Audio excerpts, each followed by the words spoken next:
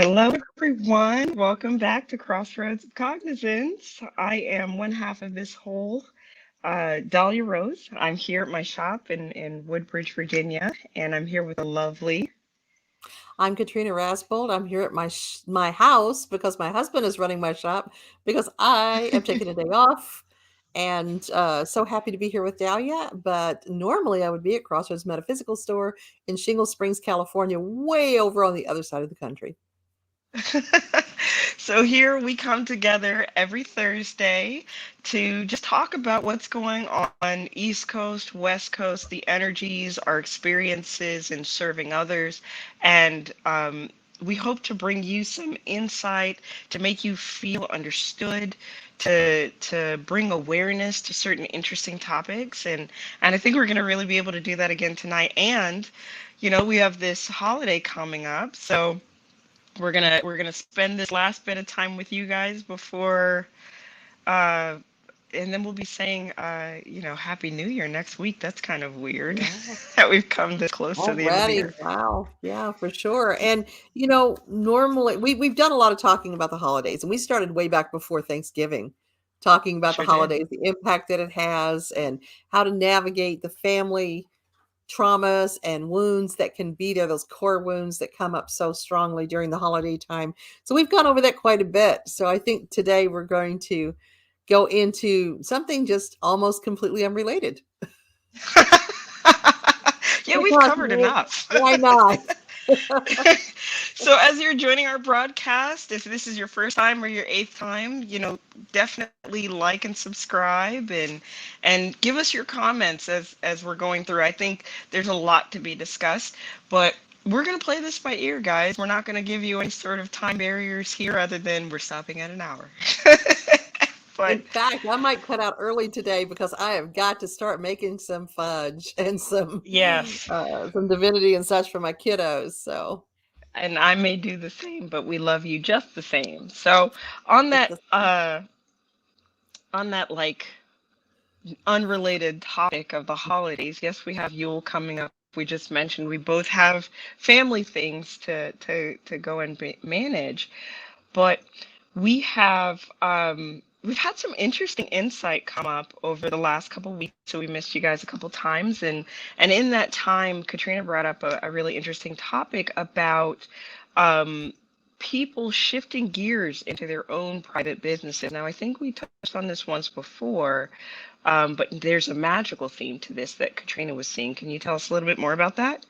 There is, and we have an event that happens at Crossroads every month, and it's called Conjure by Candlelight, and that is I guess you'd call it a class, but more like a free flowing conversation that happens where we put a lot of giant tables together to make a big square, and we fill the center of the tables with candles. And we all sit around in the dark in the candlelight, and there's usually 8 to 12 of us, and we have conversations about everything magical. So it's myself and Debbie and Gladys. So different people who approach magic in different ways, different levels of experience, and they bring their lists of things they keep wondering about, and they will compile questions throughout the month and bring them to Conjure by Candlelight and just go down the list of different questions they have. And it might be things like, how do you use a pendulum, or what is this rock good for, or how do you make sprays? And so we just answer rapid fire all these questions, and then the different people around the table contribute their input on it. So it becomes this, I would say, round table conversation, except that it's square. This square table conversation about magic and conjure, and it's never scripted. We let it flow in the direction of the questions that the people who attend have. And one of our people this time, we just did this on Saturday, brought up, how do you start a business um, as a healer or as a spellcaster? What does that even look like? And there are certain magical aspects to it. And I can speak to working as a spellcaster because I do that professionally, and that's a big part of my business. Equally big is the work of healing, and those are actual business ventures, But here's where the magic comes in, and you know this too, Dahlia, is that when you are beginning this type of business, the most important thing is, what is your intention? What is your objective? What are you looking to do? And that's what informs how that business is going to set up and what it's going to look like. And the energy of that takes on its own form. Now, you and I work primarily as healers. We are retailers, we are business people. But, and you and I discussed this, so I already know where you are on this, and I'm sure that you can contribute a lot in this regard. But when you just cannot approach the business of healing and the business of spiritual advice of any kind, or even spell casting, the same way you would other businesses. At least I don't feel like you can. What are your thoughts on that? You absolutely cannot. We had a chance to chat a little bit, and you'll see this conversation sort of ebb and flow on different topics. But I started to see a theme with coaching kind of coming in and trying to inform what it means to have a magical business. I know when I opened the this shop that you see behind me, I came in with this thought. First, I did not want retail. I just wanted to help people, and it in that theme of helping people, that was the focus. But like Katrina said, there are other things that come in with that, and you know when you set up a business, there are business coaches out in the world, and they will treat it like a like a corporate situation. What does growth look like? And well, how many sales do you need to meet in order to maximize this and make a profit? And when it comes to healing work and magical work, of course you can make those considerations, but it's a different level of service. And if you let those considerations inform how you treat people, you will run into barriers and obstacles, and maybe even some relatively unfriendly, unkind for the client situations. I happen to hear quite a bit about people being like, well, such and such is only about the money, and you know these are people. They say it about well-meaning people, and they say it about people who are just very business minded, and there has to be some sort of middle ground, I think, where a healer, a magical person, is able to eat and support in the ways that they need to. One of the things I love about Katrina's business and practice is there are occasional opportunities that she provides where there's an energy exchange. And it's a meaningful one. It's not, I brought you two paper clips and a penny that I know you needed for a spell. It's, can I clean the shop? How can I support in a major way? And I've admired that so much. It seems like a very karmic balance. You know, the other side, and of course, there's always those two sides, and you did address that, is anytime you have a retail interest, you have to pay the rent. You have to be able to buy shopping bags or stock or whatever it is to support the business. The business has to support itself. And where the magic comes into play is not having that be your focus. It has to have your Right. attention.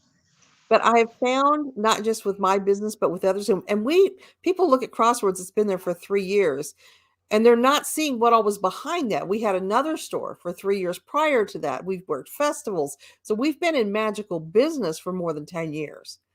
But what I've seen consistently is you adapt your business to what the customer base is supporting, not the other way around. You don't throw a bunch of money at a big business and then sit and wait for customers to show up and sweat when they don't.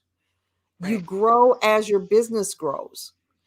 And yeah, you got to pay those bills, but you cannot be making decisions, critical decisions about the energetic care of another person based on whether or not you need their money to keep the lights on. That's Right. not fair, Awful. it's not right, it's not ethical, and if you're in that situation, you need to close your damn business, or you need to look at your business model and see, where am I bleeding out money? How can I fix this? Something isn't right. And I believe, and again, this is the magical side of it, the energetic flow of every business, if you pay attention and set aside your agenda, will show you how that business needs to run, or even if that business needs to run. 1000%. When I first opened Crystal Cognizance, I went in thinking, okay, I just want to do healing work. And a mentor of mine read into the energy of that, and she was like, "You're going to need a retail side." And I said, "I absolutely do not want that. It's too much. I don't want it."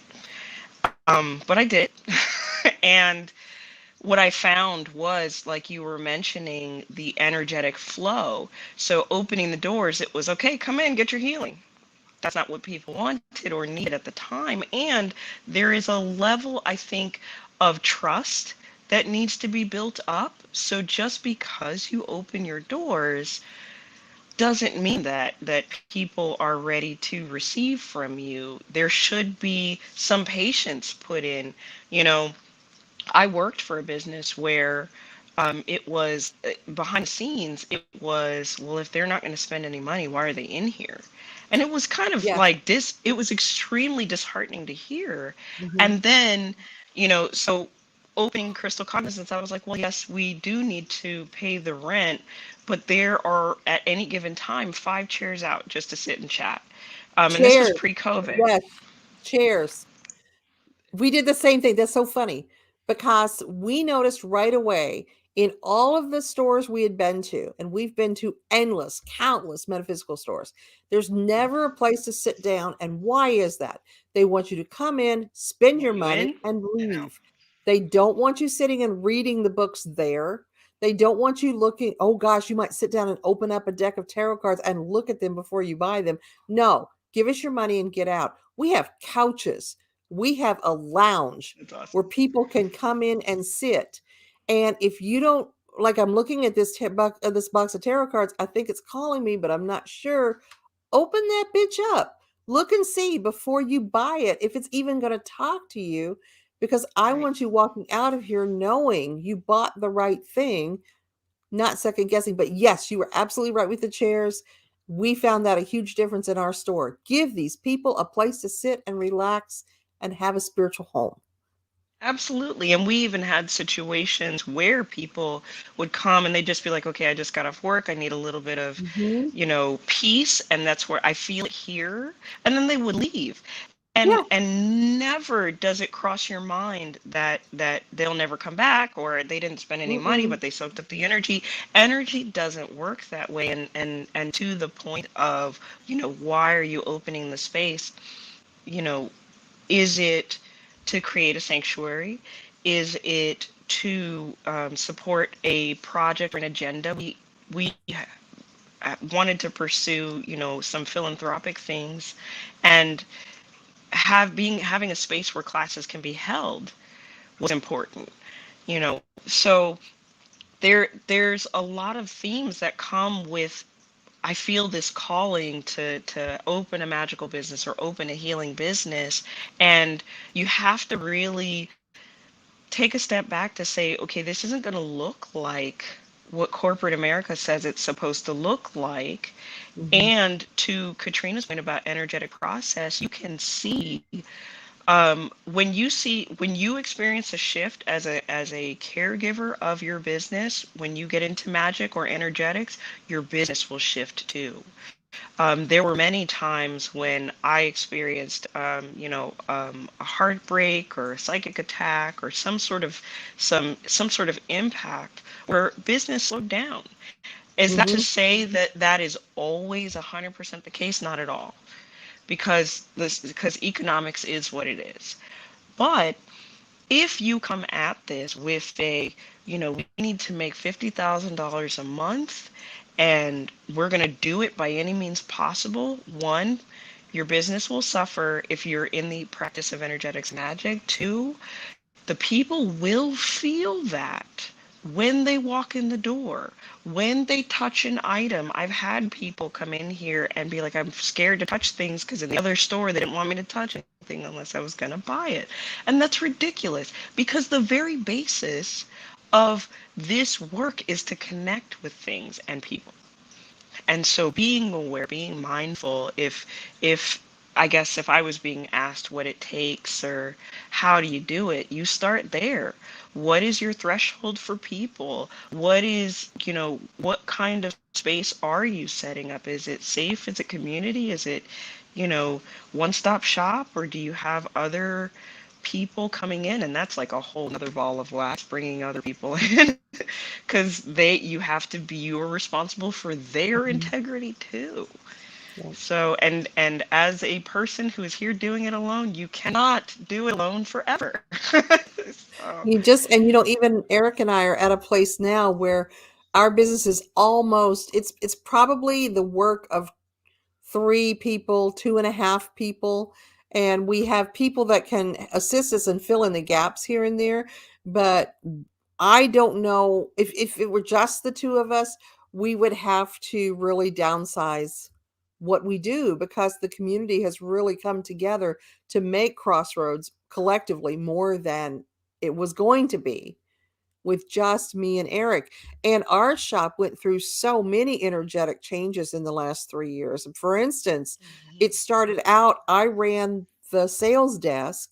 Eric was just in the back because we have a full kitchen that is our apothecary. And he was just back there making product and working on product. And I began to feel energetically overwhelmed with the things I was doing.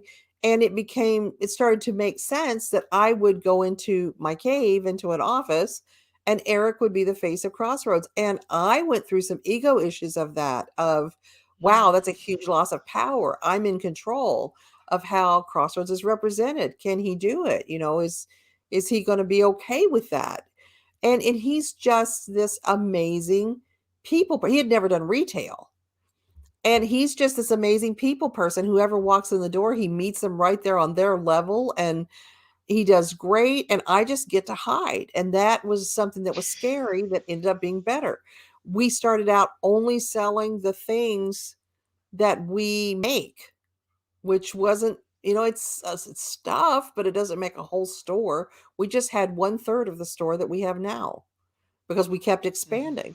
And pretty soon some people just kept asking, do you have tarot cards? Do you have new books? No, we just, we specialize in handmade goods. And finally we're like, well, why don't we? right. And so I started ordering that. And, I'm a Llewellyn writer. I know what's coming out. I know what's popular because we have to follow the trends. And so I know people buy these things. Why did it never occur to me to have rocks in my shop? Why did it never occur to me? Because we don't make rocks. That's why. And that's ego. That is also ego. And when you're talking about things like the healing process, I need to be able to say, you need some tourmaline because you're overwhelmed and we need to ground your emotion. Okay, here, let me show you this link on Amazon where you can order some tourmaline. That's no, I need to be able to walk out Yeah, to my shop with things I've blessed and say, here's a big basalt rock. I want you to hold it. Here's a quartz. I want you to hold it and tell me what comes to you. And it helps me just as much as it helps them to have those products right there nearby and to absolutely. be able, yeah. So it just grew as it grew. And we followed those encouragements. And it was really scary when our rent was going to go up another $1,000 because we're adding another unit. And oh my gosh, what are we going to do? How are we going to cover this? This is huge. Our rent's going to double. Our rent's going to be a third more, each time. And we just always went with the idea of the goddess is going to provide. We're being led to do this. It'll be okay. And it always was. So you just have to tap the energy of what you're trying to do. And like Dahlia was saying, if you um are in this for the money, and lots of people are, it's a legitimate business interest. Absolutely. It's hot. Conjure's hot right now. Stones are hot right now. Everybody's looking for solutions. And if they're not comfortable with traditional religion, this is a place where they can come and have spiritual connection and not have to buy into philosophies that might not work for them. And so, yeah, it's a good business interest. But like Dahlia was saying, that will permeate. Everybody will know. You can't pretend this shit. And you can't show up as a retailer who doesn't know anything about the products you're selling. Oh my goodness. I mean, I've seen it less and less over the years, but when we first opened up, we were rare in, well, sit down, let's talk about this, oh, well, I Googled that this and that works for this, and it's like, yes, okay, sure, but on a personal level, maybe that's not what you need, and let's have a conversation about it. And oh, by the way, this does that too. Does it hold these two things? Which feels better? Oh, the thing Mhm. you chose, great. Empowerment, that was rare. Yeah, Everything was provided prepackaged. I need a chakra set. One of my favorite things to do is go around the room and make it. And nobody else will have your chakra set. It's right. unique to you. And you said it, empowerment.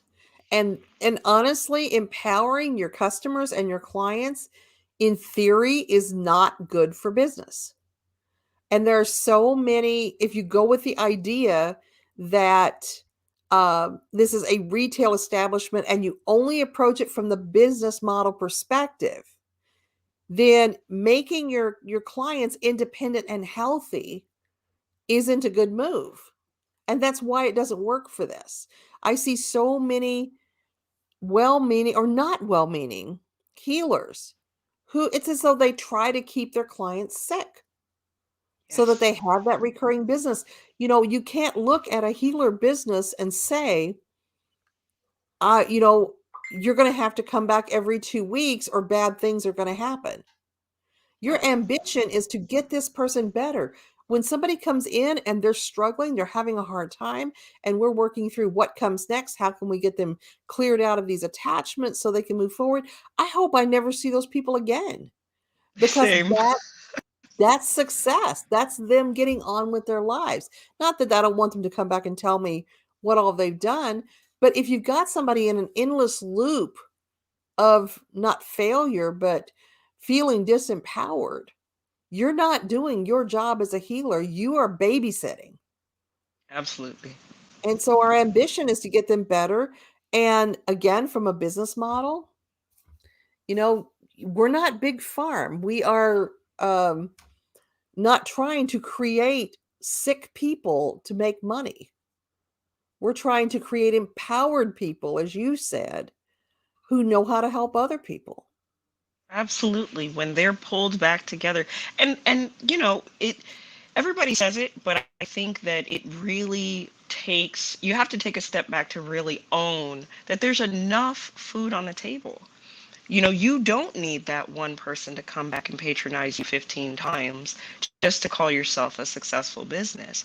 They, if they are empowered enough, they will go on to help people and they will understand who they are and where their boundaries are, and then likely funnel people back to you, or Exactly. Yes. make recommendations, or whatever the case is. But the relationships go on. They don't have to be this sort of, please don't leave me situation. And that was another Ooh. theme that was coming up.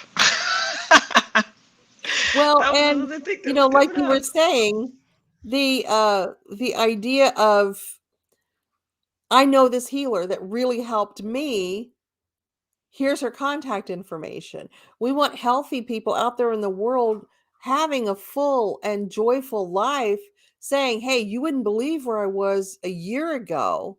And I met this person and they said this and they did this and it really helped me move forward."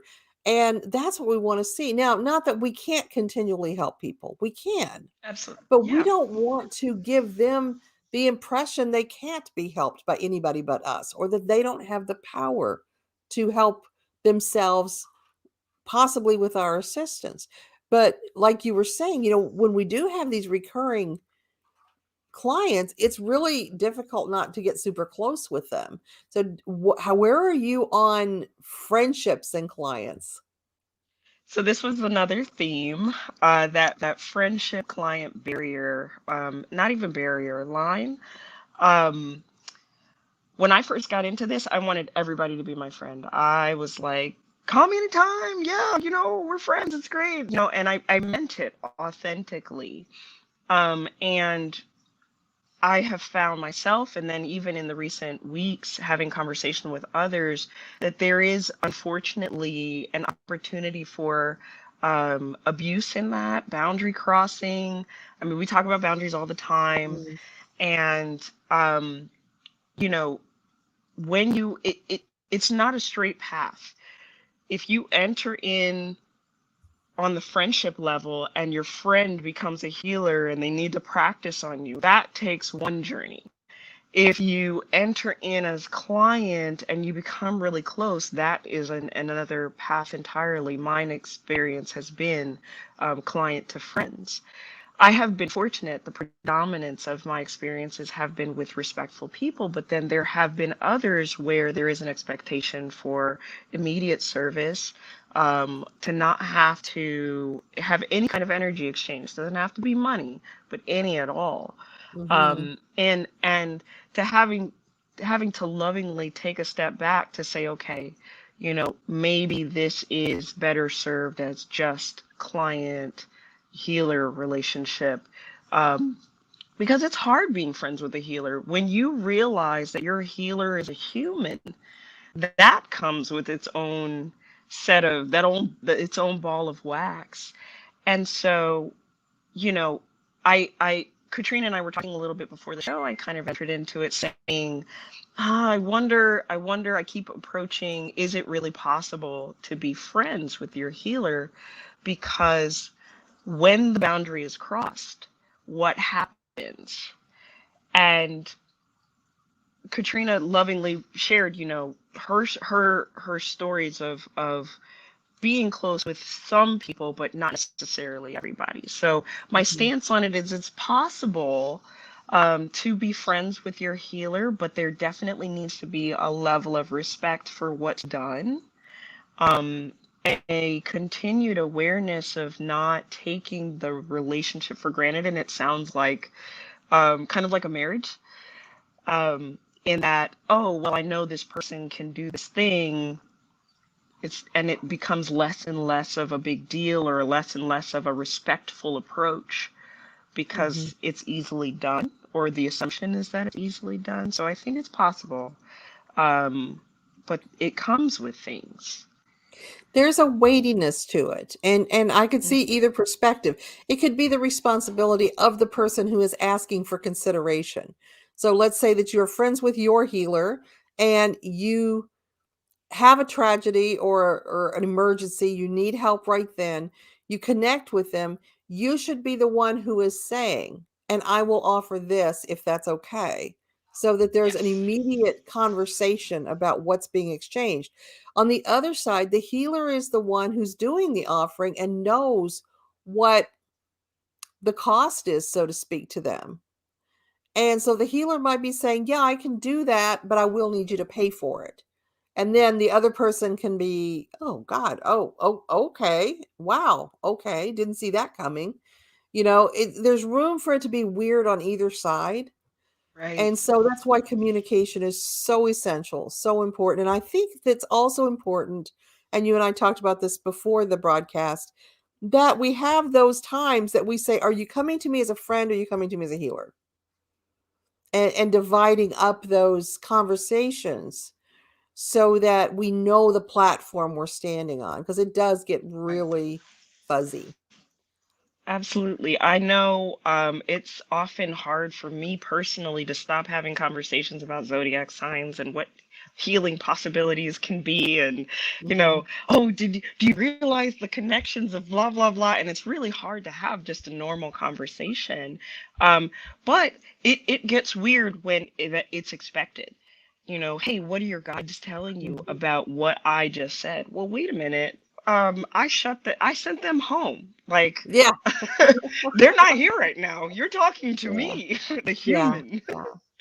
So That's so true. definitely And gets it weird. really is like that one sister-in-law that can cut hair. And all of Mhm. a sudden you go to relax at a family gathering, you got to cut everybody's damn hair. You know? And it's really bad with tarot cards. For some reason, people think that if you Yeah. can read Oh tarot man. cards, that you love to read tarot cards all the time. Flip And them sometimes you out. just want to be a person. And I've been at gatherings or parties where somebody goes, "Oh, Katrina can read tarot cards. Let her read your tarot cards. Let her read your tarot cards." And I'm like, "Oh, I'm just really, I didn't even bring my cards. Oh, here, you can borrow my deck." Just push, push, push. And sometimes you just don't want to be wearing that hat. You want to be just a person again. And it's weird as a teacher too, because I Mhm. have a lot of students. I've got a lot of high level students that I really appreciate and love, and they do their own things. And I was a little bit, there were times when this started that I felt really left out because they're super clicky. And they're like, "Oh, talking about this great breakfast they just went out to before class and everything." And I'm like, "Wow, my invitation must have gotten lost or something." And I thought, I've got to Same. stop this because I'm not in that group. They view me as different. Mhm. And it took me a long time to really accept that and to see that that's not who I am to them. I'm not the person you just hang out with. I'm somehow over here, like mom or dad or something that you just don't make eye contact with unless it's at a gathering. Right. Don't misbehave in front of mom. I can't take you out because then you're gonna see, that I drink a little bit in class. You talked about how that would impact me energetically, and there's a Yeah. it goes on, right? I definitely have had that experience, and this is a great segue into the shift that can occur when the healer client relationship evolves. So to Katrina's point, we can almost be seen as like the person that cuts hair. When you find a good hairdresser, any woman out there will tell you, you find a good hairdresser, you do not let them go. It is devastating when they move, when they have a life circumstance, or they just quit altogether because Mhm. there was a reliability to the process and a trust. It can be the same in the healing realm, but I would stand up and say that it shouldn't be. I would go against that if anybody was to ask me what the expectation is for a healer client relationship and the longevity of it. As Katrina said, we want you to go out, we want you to grow, and you probably should not expect to be with a healer or a person like that forever. Doesn't mean you can't talk to us, but you can go and see another healer, go and do something else. And when you bring friendship into that, again, there's another weird level. How do I tell my friend that, yes, they can come over, but no, I don't want the healing session because I actually found somebody else and I'm finding success with them and we're just in a different energetic place. There are some signs for that too. When the healing sessions are less impactful, maybe they don't need to happen as often, or maybe it's time to, grow and find someone else. Um, we didn't talk about this, Katrina, beforehand, but I've had some instances where people have come to me and say that, um, they were working with a healer. Everything was fine in the beginning, and then after a session or two, or maybe after a couple of years, um, they started to feel almost drained by the session. Wow. And it was almost like if this was the energetic process, healers here, they're flowing healing down to the client, they either managed to level out to this place Mhm. where nothing is happening, or they found themselves in a place where now the energy Wow. isn't Yeah. flowing up to where the client is at this stage. Sure, sure. And And that's what we hope for. We really hope that our clients pass us. Hmm. That's ideal. Oddly And enough. know when to trigger that to something else. To hopefully we can refer them out or they can find what comes next. Another thing that's really, I think we didn't talk about this beforehand either, really dangerous when you set yourself up as a healer or you set yourself up as a teacher, you better make sure your shit is in order.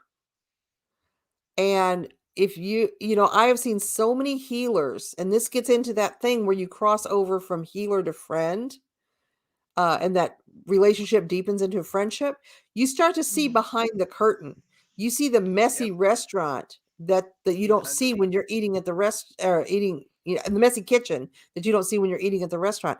And it's not that we should work to cover that up. It's that we shouldn't have roaches in our damn kitchen.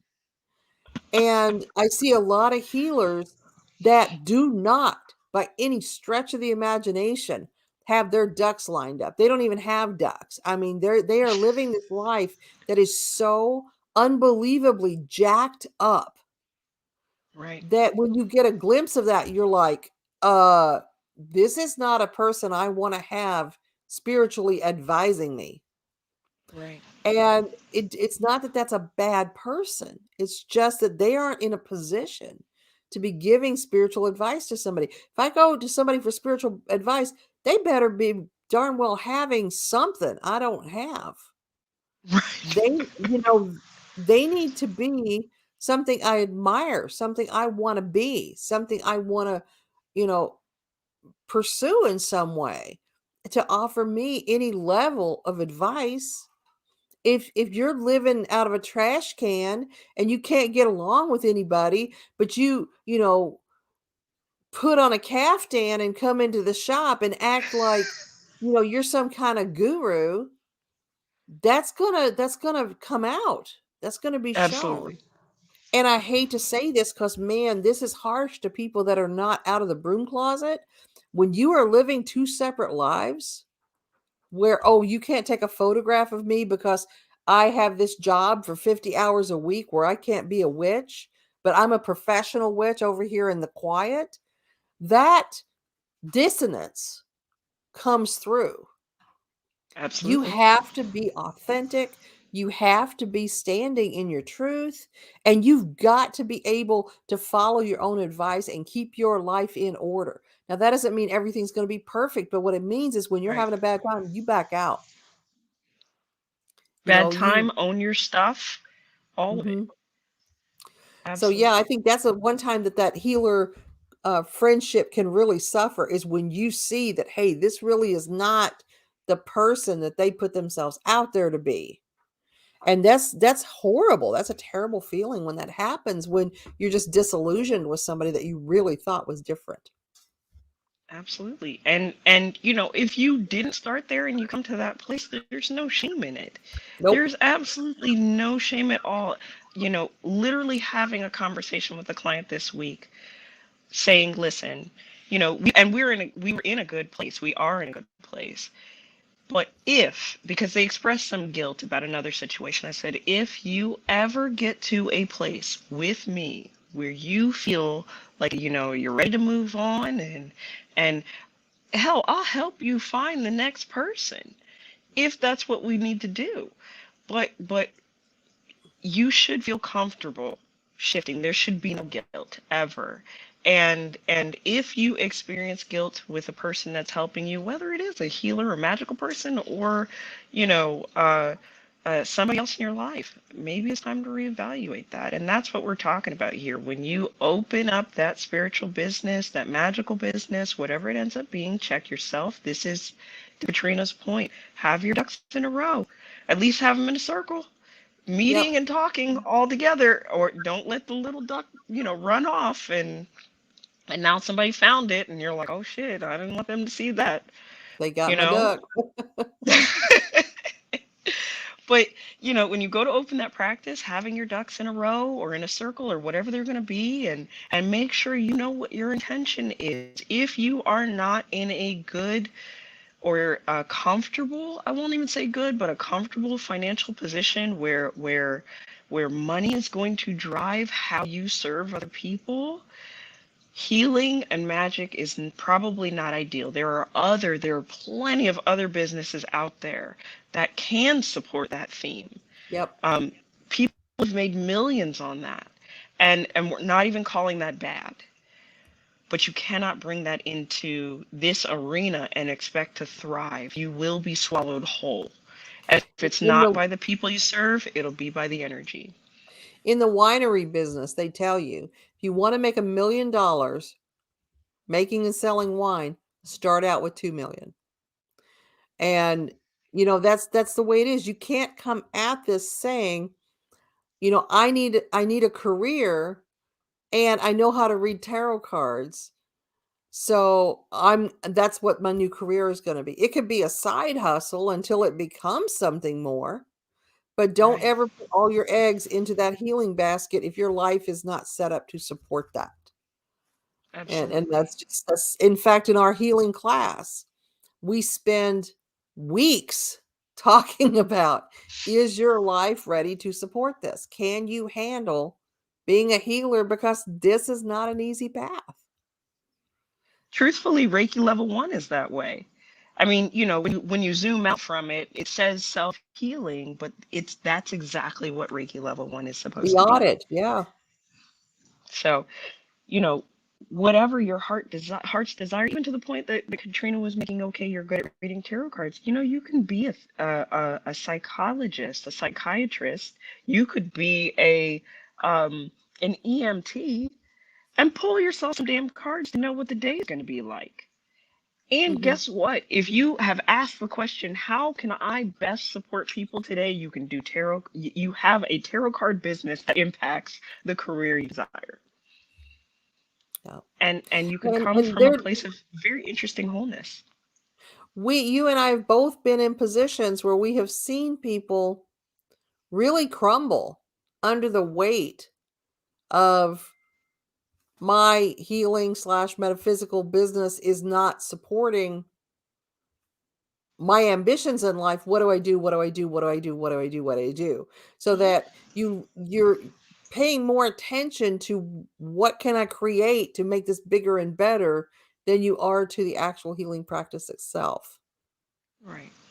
And then ask yourself, like, what was your intention? What was your original intention? I know I'm sure you do, Katrina. I know I definitely return to that often. What brought us here? Why did we open our doors? Yeah.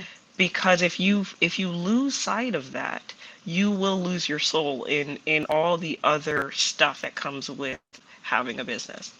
We are they. As soon as you put aside the spirit of what you're doing in favor of, we just need to make more money, you get into that Mm. situation. And I struggle with that because for the very I'm 60 years old, and for most of my life I was very poor.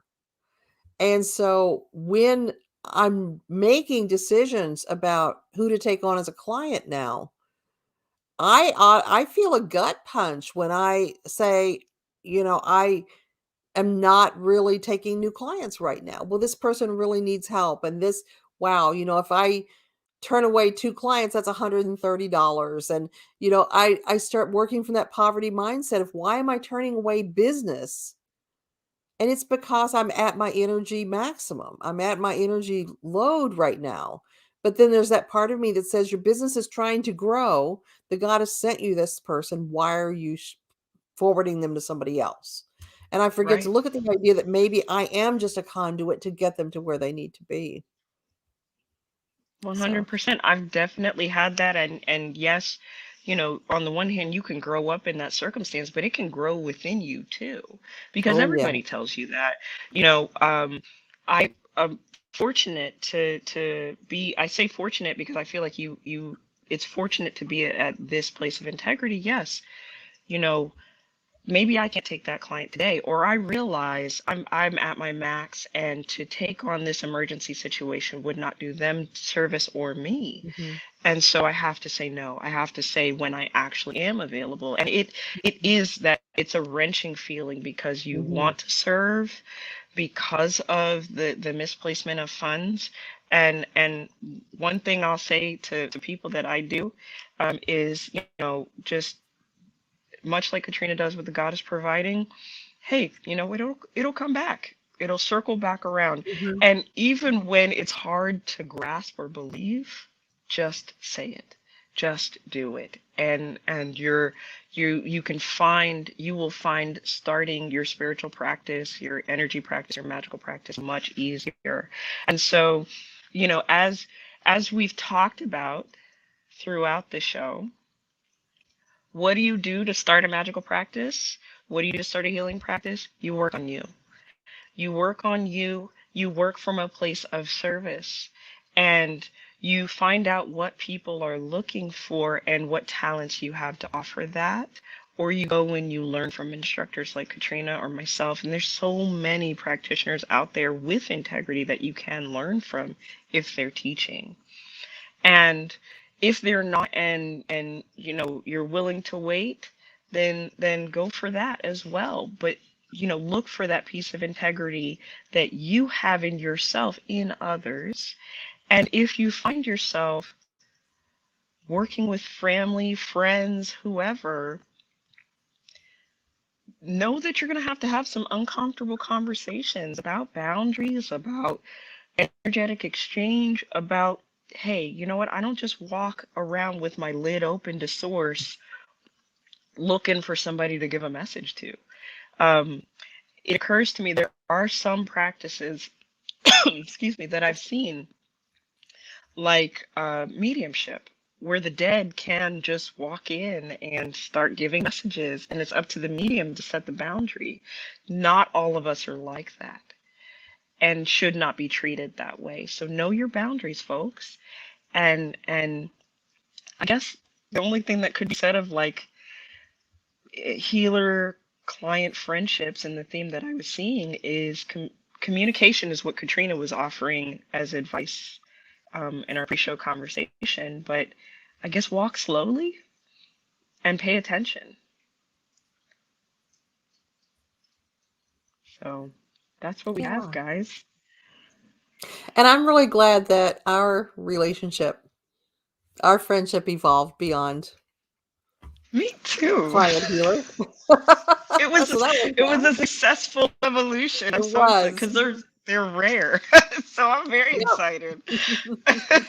Yeah. So I hope everybody has So an amazing holiday. You too, Dahlia, have a great, great weekend. Lots of good you as stuff well, coming up. Katrina.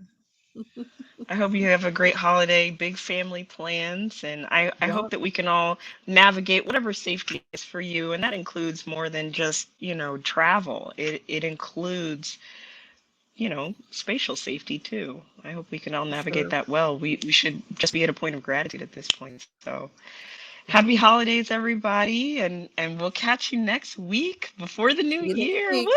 Woo! Bye bye. Bye.